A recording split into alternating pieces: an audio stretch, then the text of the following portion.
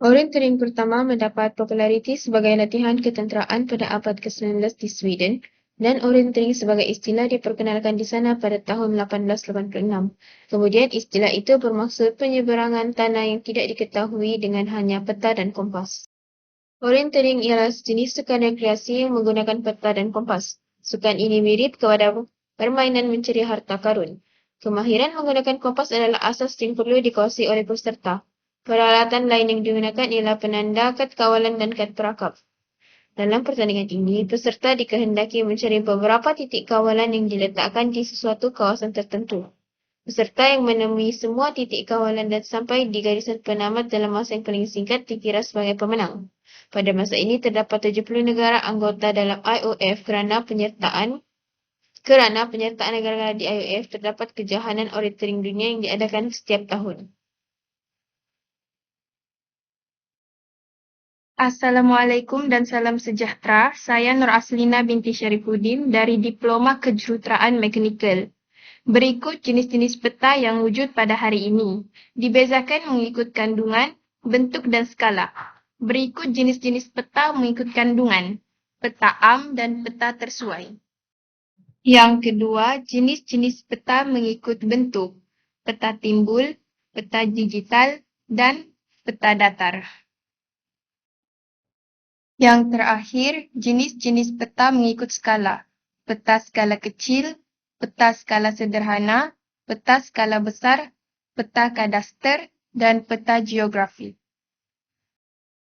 Untuk memastikan aktiviti orienting ini dapat dibuat dengan mudah dan betul, maka seseorang itu perlu mempunyai pengetahuan asas berkaitan dengannya, yaitu teknik membaca peta, teknik membaca kompas, dan boleh menyesuaikan diri dengan keadaan sekeliling.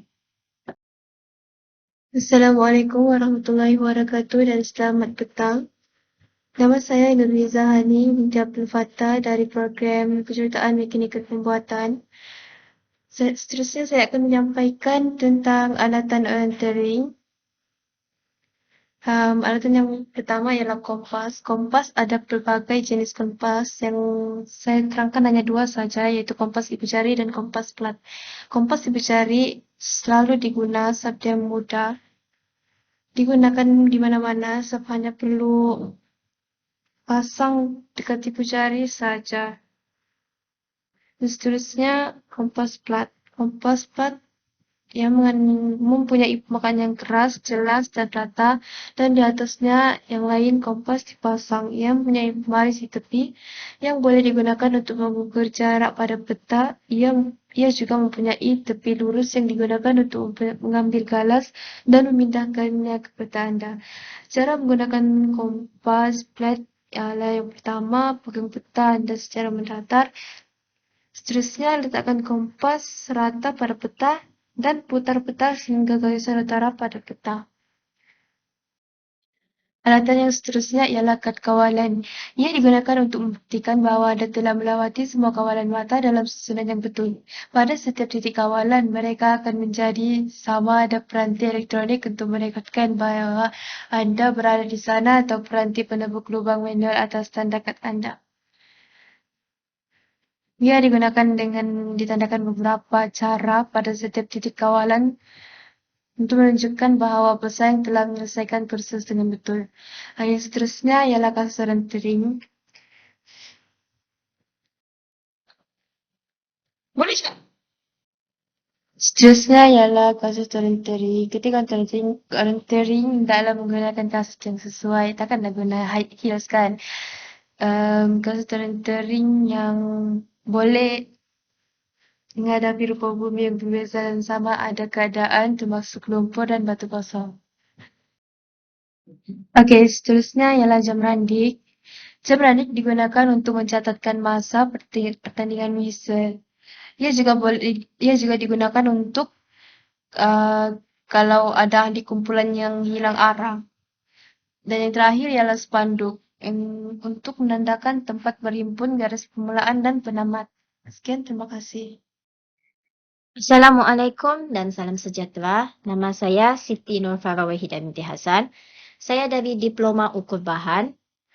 Poin yang ingin saya bentangkan pada hari ini ialah tentang prosedur pertandingan orienteering. Okey, pertama, mulanya acara. Kamu diberi peta orienteering sebelum memulakan acara yang bertujuan untuk semak kedudukan kamu dan meneliti peta tersebut. Kalau ada arahan untuk memulakan acara, kamu perlu ke tempat peta utama. Salin ke semua titik kawalan dan keterangan kawalan dari peta utama ke atas peta anda. Kalau sudah siap, jauh dari tempat tersebut supaya tidak mengganggu peserta lain. Okey, seterusnya, ketika berada di titik kawalan, tentukan kamu berada di titik kawalan yang betul dengan memastikan nombor kawalan kamu. Tebukan kad kawalan di kotak yang betul, seperti biasa, beredar dari tempat agar memudahkan peserta lain. Ketika berada di titik penamat pula, serahkan dengan segera kad kawalan untuk dicatat masa tamat. Makin singkat masa, makin berpeluang untuk kamu memenangi pertandingan. Lepas tu, serahkan dan jauhlah dari tempat kejadian dan teruslah berjalan sementara menunggu kadar nadi kembali ke paras biasa. Jangan terus duduk. Sekian dari kumpulan kami. Terima kasih.